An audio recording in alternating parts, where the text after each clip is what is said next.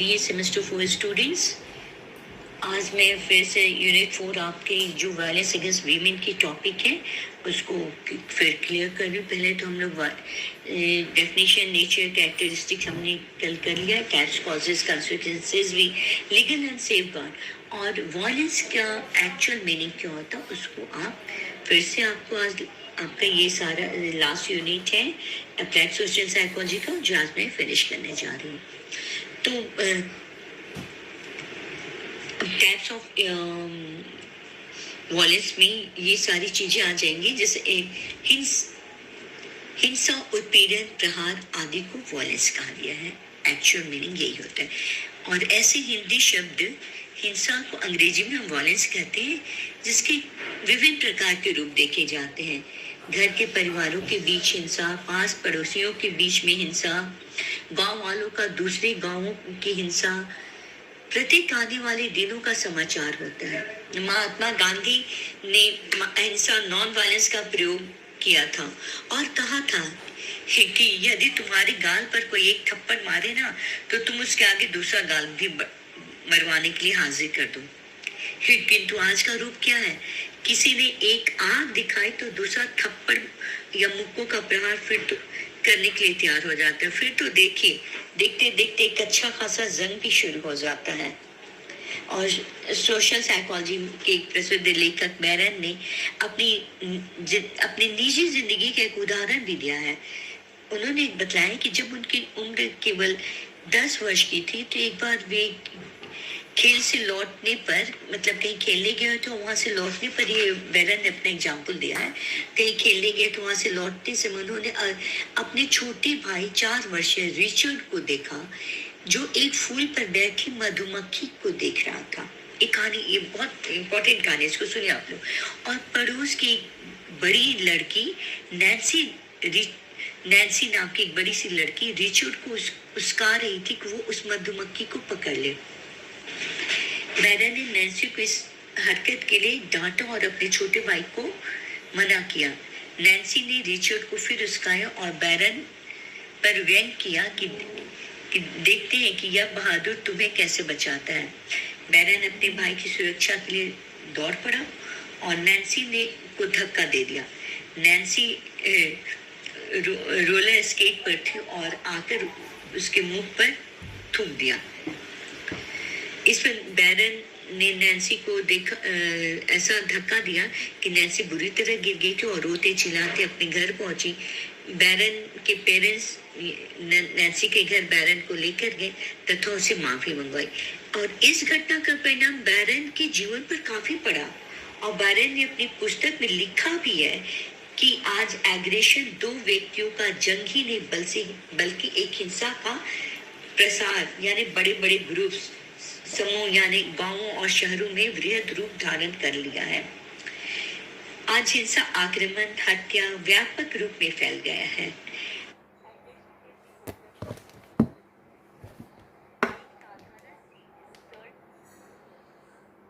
Insult पर व्यक्ति किस तरह से आग बबूला हो जाता है और यहाँ तक कि वो एक दूसरे को मरने मारने तक को तैयार हो जाते हैं। हिंसा के विभिन्न रूप देखे जाते हैं। 2 व्यक्तियों के बीच गाली गलौज से लेकर मारपीट, उठापटक, ये हिंसा के एक साधारण रूप है। और इसके क्या क्या कारण हो सकते हैं? तो इस पर ऑल्वियस 1999 तथा रोलैंड ने 2002 में एक अध्ययन भी किया और उनके मुताबिक यह परिवार की एक लड़ाई है। It is a show off power, मतलब पावर की लड़ाई। It is a show off power, इसको कह सकते हैं। एंड स्कूल कॉलेज में मारपीट करने वाले लड़कों को का एक छोटा सा दल सबके ऊपर अपना रूप दिखाने के लिए हिंसा करने में हमेशा आगे रहता है। ये बात दूसरी की हिंसा करने वाला और रुआब दिखाने वाला वह दल अपने से ज्यादा पावरफुल दिखने वाले दम का विक्टिम हो जाता है। और वायलेंस की इस सिचुएशनल डिटर्मिनेंट्स में, मतलब इस तरह की परिस्थिति निर्धारकों का एकमात्र भूमिका रहती है। बैरन तथा उनके अन्य सहयोगी ने भी यह पाया है कि टेम्परेचर जब जैसे बढ़ता है तो गर्मी ज्यादा पड़ने लगती है, तो हिंसा का आक्रामक वृत्ति भी काफी बढ़ जाती है।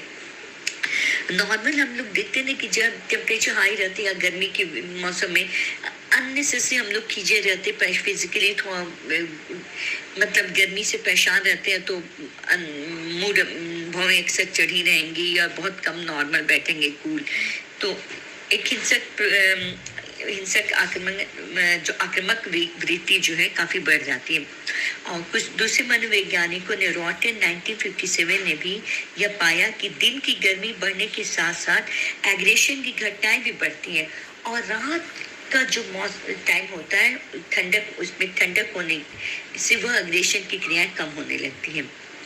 एग्रेशन को एक प्रमुख प्रकार पारिवारिक हिंसा, डोमेस्टिक वायलेंस भी माना है। ये संयुक्त परिवार में ज्यादा देखने को मिलता है, यानी जॉइंट फैमिली में। और आज परिवार के बीच इमोशनल अटैचमेंट खत्म सा हो चुका। अगर आप गौर कीजिएगा तो एक जो संवेदनात्मक हमारा जो रिश्ता था या इमोशनल अटैचमेंट था, संबंध था, खत्म सा होने लगा है। पति पत्नी के बीच तो हिंसा आप लोग कल भी हम लोग डिस्कस किए थे, और जिसका मुख्य कारण आर्थिक दुर्दशा होती है। हस्बैंड वाइफ के बीच में सबसे ज्यादा इम्पोर्टेंट आप लोग जानिए, आर्थिक दुर्दशा एक बहुत बड़ा इम्पोर्टेंट है। शक उसके बाद आता है कि हस्बैंड किसी बाहर अगर देश से आते हो, बीवी उनके ऊपर शक करती है, क्यों आते हो, क्या करते हो, क्यों हो गया, किसी और के चक्कर में नहीं। तो ये सब हिंसा का कारण अननेसेसरी जो हिंसक रूप ले लेती है। एक बाप अपने बेटे बेटी की हत्या तक करने लगता है। हिंसा का ये सब प्रभाव है कि हम लोग कल भी इस चीज पर चर्चा की है। और हिंसा का प्रभाव आज भी फैमिली कोर्ट्स के अंदर देखने को मिलता है। आज भी आप जाइएगा कोर्ट्स में तो ये सारी चीजें देखने को मिलती हैं।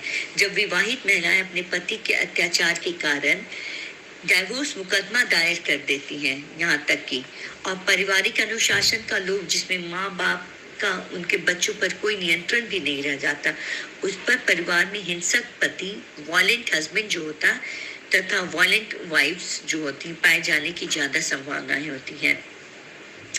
सोशल लर्निंग का प्रभाव परिवार का बच्चा अपनी माँ बाप पेरेंट्स के बीच कलह और हिंसा के देखकर वो भी काफी हिंसक प्रवृत्ति वाला हो जाता है।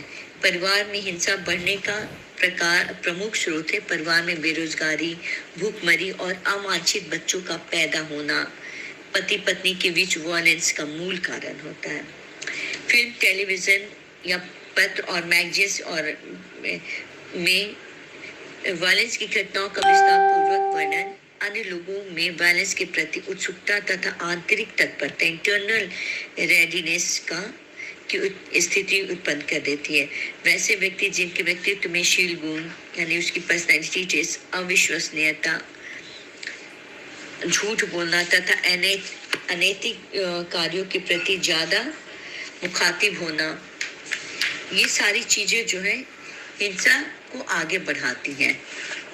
तो ये बहुत सारी चीजें हैं जो हमारे हिंसक वायलेंस को आगे बढ़ाने में काफी इनका बहुत बड़ा रोल रहता है।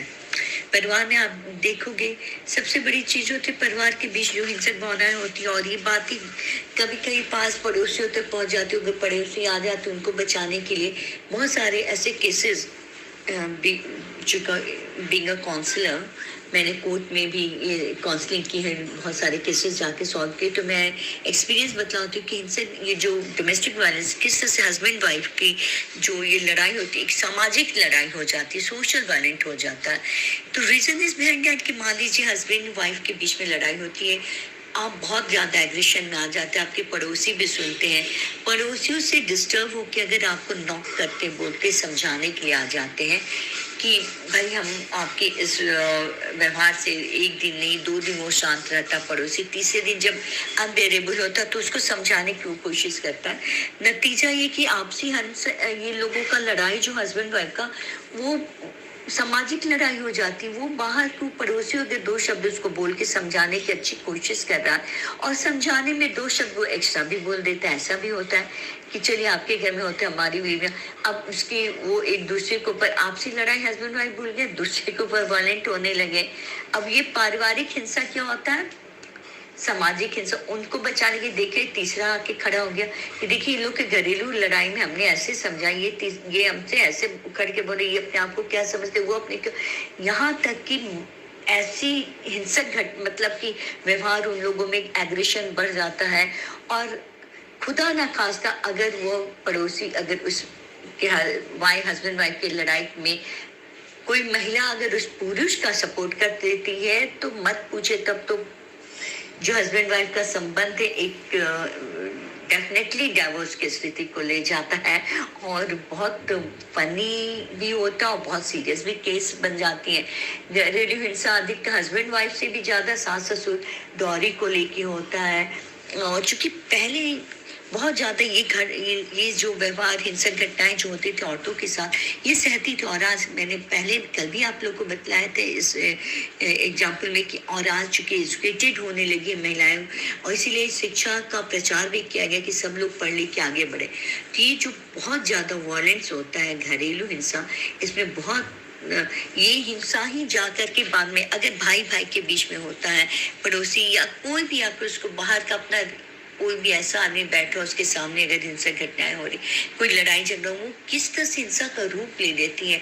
और इसके साथ साथ आपस में उनके झगड़े घरेलू झगड़े भी खत्म, सामाजिक झगड़ा बन गया। सामाजिक में अगर कास्ट को लेके चल रही कि आपकी बिरादरी में ऐसा होता है, वो कहाँ से कहाँ स्थिति चली जा रही थी। इस वायलेंस को खत्म कर देना और एक समझदारी होती है, उसी के लिए हम लोग एक अच्छे साइकियाट्रिस्ट को रखते हैं जो कि इनकी समस्याओं को दूर करे। तो और लीगल एंड सेफगार्ड महिलाओं के लिए क्या होता है कि कानूनी रक्षा, तो इनके लिए बहुत सारे कानून भी बने हैं जो कि महिलाओं के साथ इस तरह की घटना, महिलाओं को प्रिविलेज ज्यादा, ऐसी बात नहीं कि मेंस के साथ महिलाएं नहीं करती, बल्कि आज के दौर में अगर आप देखोगे तो ये जो वायलेंस महिलाएं ज्यादा कर रही हैं। अभी जो मेरे पास केसेस आते हैं उन केसेस के आधार पे मैं एकदम बेझिझक बोल सकती हूँ कि महिलाओं का ज्यादा हाथ रहता है, बशर्ते कि वो पुरुष से ज्यादा। हर महिलाओं लेटेस्ट जो भी अगर आप देखो डिवोर्स केस में अगर आप देखते हो तो महिलाएं एक तो लव मैरिज करती है और वो तुरंत उस लड़की को छोड़ करके, और यहाँ तक की स्थिति चूंकि महिलाओं का पलड़ा हमेशा से भारी रहता है इन द सेंस कि उनको प्रिविलेज दी जो गई है, तो उसका वो नाजायज फायदा भी उठाने लगी है। वो हस्बैंड को टॉर्चर करती है और उस पर से उनसे पैसे भी चाहिए और उनको डाइवोर्स नहीं देती है तब तक कि जब तक उनके कुछ तो इस तरह का केसेस है कि लाइफ लॉन्ग उसको डाइवोर्स दे नहीं रही, उसको उसके करियर अपनी तो मतलब लाइफ तो बर्बाद करी, उस लड़के की भी लाइफ, उनको एवज में पैसे मिल रहे हैं जो भी है, तो बहुत बैडली इम्पैक्ट होता है। बट महिलाओं के साथ कानून बनाई गई है उनकी रक्षा के लिए, किस तरह से उनको प्रॉपर्टी में, तो ये सारे जो लॉ है कि अगर शादी के बाद हस्बैंड के साथ वाइफ के साथ अत्याचार हो रहा है तो किस बाल बच्चे हैं और तो उसको कैसे जीविकोपार्जन के लिए पुरुष को पैसा देना होगा बदले में। तो लीगल एंड सेफगार्ड्स बहुत सारी महिलाओं के लिए कानून ने अपने अच्छे तरीके से उपाय भी किए हैं जो कि महिलाओं को इस हिंसक घटना से बचा सकता है और घटनाओं को खत्म कैसे कर सकते हैं। तो ये हमारे सामाजिक क्या अप्लाइड सोशल साइकोलॉजी के अंदर आपके साथ जो वायलेंस अगेंस्ट वीमेन है, इसके ये भी आप लोग का टॉपिक आज कंप्लीट हो गया। नहीं चलिए अब ये सिलेबस आपका आज कंप्लीट हो गया सेमेस्टर 4 के स्टूडेंट।